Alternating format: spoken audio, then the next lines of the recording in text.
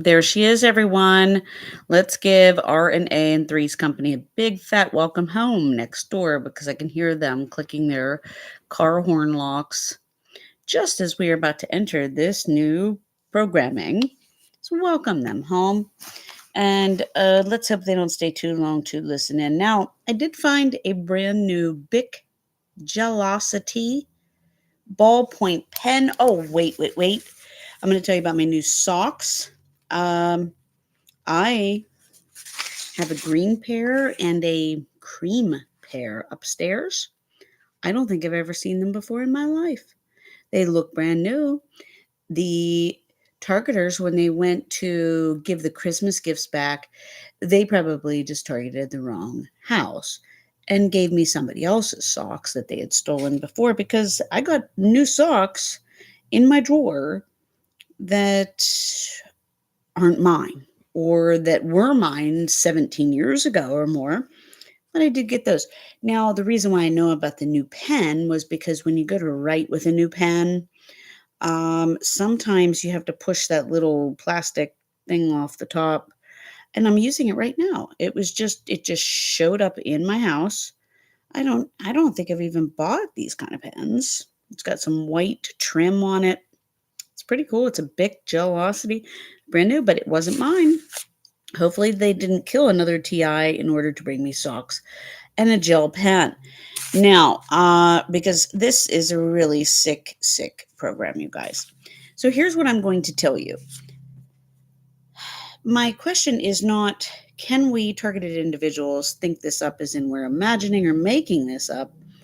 The question is about the eggs and the wine. So let's skip ahead to my notes to those things. Now, yesterday I had this very weird, bizarre thought that what if I was carrying my eggs wrong and I squashed them from the bottom up, like through the bottom part of the container, and had actually messed them up that way. And I literally had this thought yesterday. And when I went to pick up my eggs tonight, I brought them in and I had carried them in from the top of the bag into my house. But I did, I think, grab them under the bottom at one point. So I'm not sure if I broke them or the person who had stacked them in my car did. Because what's interesting was the guy was very nice who I picked up my online grocery order with, but he was fumbling around with the back of the car. So he couldn't get the trunk open, which is normal.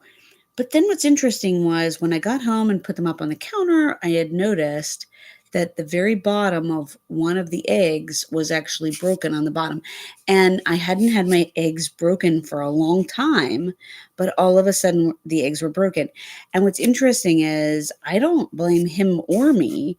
It was just something very weird about my thought yesterday on it and how it manifested today. It was just very strange. So I'm going to leave it at that. If you have something to say about that, please do share. Uh, Also, let me tell you this. My red wine this evening. Now, I buy this kind of wine seldom, but uh, I, it normally tastes like red wine. Okay.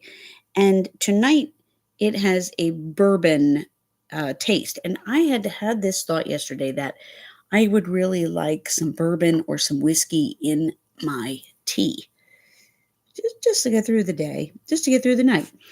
And I mean, for a week or two, for 7 weeks.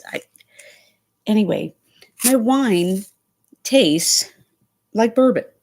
It literally tastes like it has very strong alcohol in it. And it shouldn't taste like alcohol. This red wine usually doesn't taste like alcohol, but it tastes like bourbon. So can we think this up? So let's just, if you have anything on that, just feel free to buzz me on it. All right. So let's see. I got a new pen. I got new socks that aren't mine. And let's see. Some of my butter knives are facing backward in the drawer. This was a weird thought. I had actually had a thought, like, why would people do that? Because then they'd kind of stab themselves. And then I wonder, the dishwasher, some people put the knives up and it's a little bit dangerous. So I had this thought, and now all of a sudden I have one knife facing backwards in the drawer, and I don't stack them that way. So, and I've been in my drawer the last couple of days. So yeah, it was just really bizarre. I kind of wondered if they are doing those very small, subtle maneuvers when they're breaking in. Um, so garbage. Okay.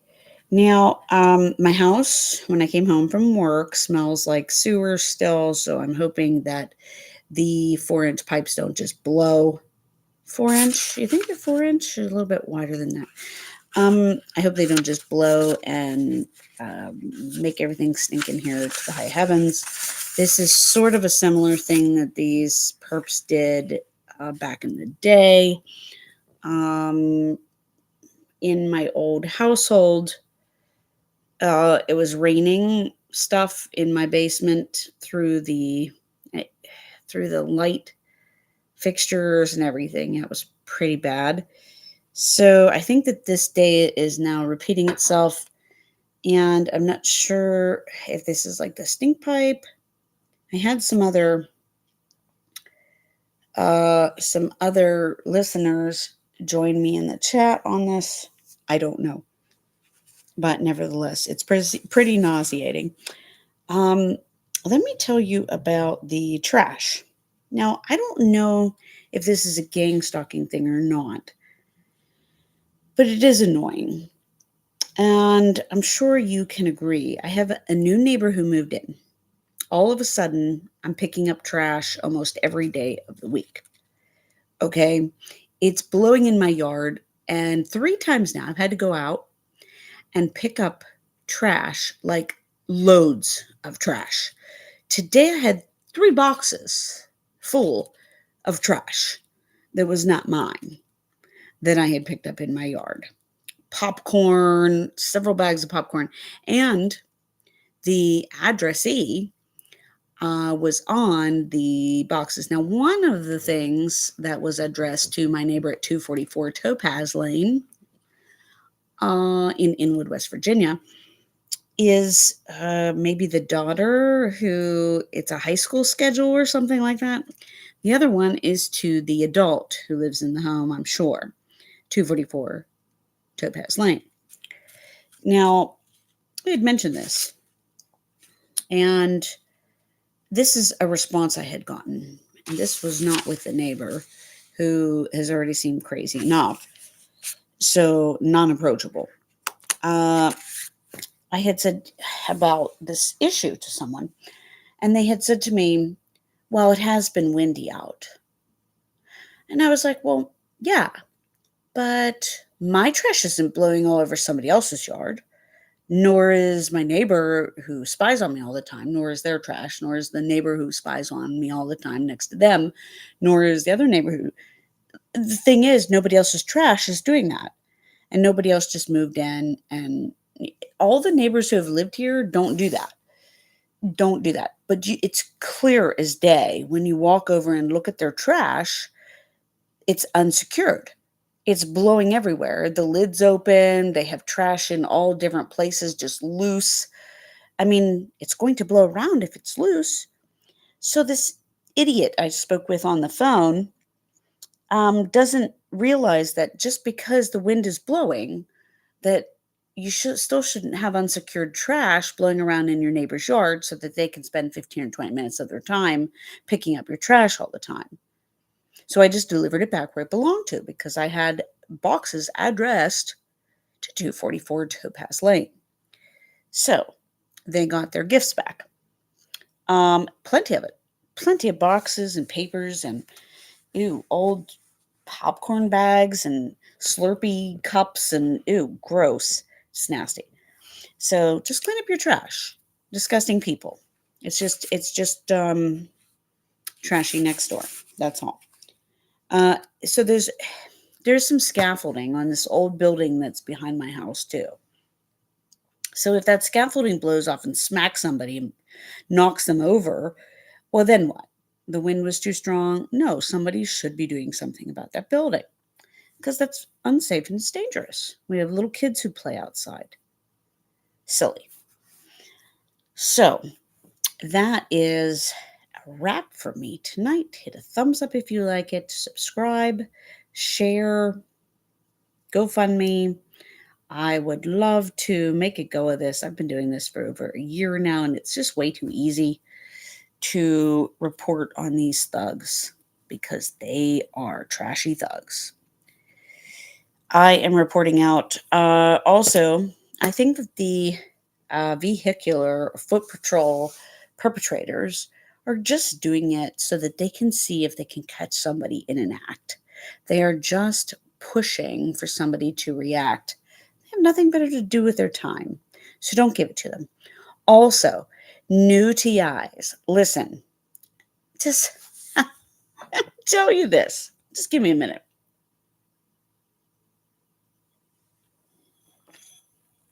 Here's my advice for you. Don't effing off yourself. Don't give them anything. Don't give them any glorification. Don't give them anything. Don't do it. I know how bad you probably feel since you are new to this. I know how bad this feels if you are sitting in your pajama. Right now, I'm going to go get in my pajamas, and it's not quite 7 p.m. in Inwood, West Virginia. But don't do it. Don't give them the satisfaction of the doubt. Don't give them anything. Don't do it. Make them come to you. make them come to you and show up in your house while you're still awake and alive, and then try to kill you. No, I'm only kidding. I'm just saying, don't give them anything. They don't deserve it. I was thinking today that if only God puts on his headphones and he jams once in a while, to just kind of let it out, like just kind of loosen up, relax, that I wonder if he would sing the Payback song from Fast and Furious. If that would be, or if that would be his theme, like that would be his, his like motivational music. Sometimes you just got to have that great imagination. Those of you TIs who are suffering, you're not alone. You're not alone. We all have our moments of ups and downs and our moments of being sad. Oh, and I didn't read to you guys the Tina Plakinger entry for today. It was so good. It was so good. So you got to get the book. Tina Plakinger, Treading on Serpents, a daily devotional for those who are bullied, gang stalked, etc., etc. And today's reading, December the 31st, 2025, is exceptional, is very good. You got to get this book. If you can get it on Amazon, I have mine on my computer. So I don't have a paper copy, but I would love to have that. And I need other TIs to write books like this so that I can just follow along. Also, I was going to say, those of you who are counselors, therapists, whatever kind of spiritual leader you are, I think that you should do a number on forgiveness. And what do you do with people in your family who refuse to forget, or who, I'm sorry, not forgiveness, who refuse to apologize? Not forgiveness, apologies. What do you do about family members who say they are not going to apologize for things and who refuse to apologize, who have egos, yet, they try to pin that on us? What do you do with family members who choose not to apologize, whose egos are too big, whose conversation over is higher and better and over amplifies yours?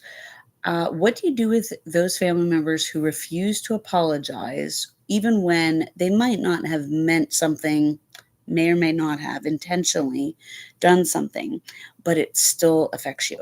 I need to see videos like this. And if I see that, I will watch because things are highly triggered right now. But I need some good videos on that kind of information. So if you can put that out there and you have some knowledge and background in that type of work on how to deal with family members who want to blame other people for the targeting programs that are happening to people, and or family members who cannot apologize, who refuse to apologize, even just for, I apologize even if sometimes I don't mean for something to happen, but things go wrong, and I'll say I'm sorry that that happened, or I'm sorry that didn't work out, or I'm sorry you feel that way, or I'm sorry, but I'm not taking necessarily a responsibility for it being my fault, because sometimes it's out of my control, but it still affects another person. You see what I'm saying with this? So those of you who have some information, that would be great if you want to share those kind of things. And I guess Happy New Year, if it is. If it is. Uh, I think they put, you know, if I sign for alcohol, I have to sign dispense. So I must have signed for them to drop some bourbon in my wine. I've never tasted this in red wine before, but it's interesting. And, well, tomorrow's going to be the same day that it was today. Targeted. Trashy sewer smell in your house. Neighbors who are littering their trash. Thuggy neighbors. Trashy next door, littering their trash everywhere. And, oh, new socks that aren't mine. Ballpoint pens that aren't mine. Brand new in my house. I mean, that's what I needed, right? Some socks that I'd never seen before, and new ballpoint pen that I don't even remember buying. So, I'm sure there's plenty of other little things that I've noticed, but I just try to forget it because it would upset me too much to pay too close attention all the time. So, UTIs out there, you stay strong and don't give those enemies, don't give them anything. Definitely don't give them your life. They are not worth it. Do me just that. Do me that favor. Do not give them that. Do not give them anything. Don't go out and get drunk near them. Don't go out and party with them. No, because 9 times out of 10, you'll end up nearly almost dead in a bar, being poisoned. Da da da. Trust me, been there. Been there. So yeah, and I've been down some pretty bad paths as far as knowing how you guys feel right now. So don't do it. The enemy is bad. The enemy is bad, and he's working through people. So good night, Happy New Year, and on to the next day. I unwelcome gang stalking. I unwelcome it. But stay alive. Stay alive. Don't let them unalive you. Amen.